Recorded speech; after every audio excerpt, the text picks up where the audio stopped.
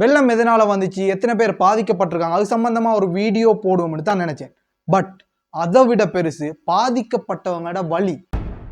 ஸ்ரீலங்கால இருந்து கொண்டு அவங்க அப்படித்தான், அவங்களுக்கு வெள்ளம் வரத்தான் வேணும், இப்படியெல்லாம் பேசுகிறோம்.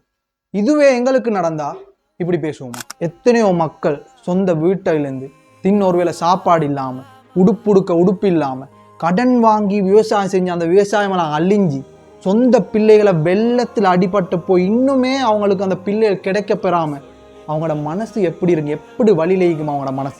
மழை விட்டுருச்சு, சரி எல்லாம் ஓகே ஆகிருச்சு அப்படின்னு சொல்லி நாங்கள் அன்றாட வாழ்க்கையை வாழ்கிறோம். ஆனால் அவங்க இதெல்லாம் மறந்து எல்லாம் சேர்ந்து ஒரு அன்றாட வாழ்க்கை வாழ்கிறது ஒரு லேசான வேலை, நாட் அ ஈஸி திங்.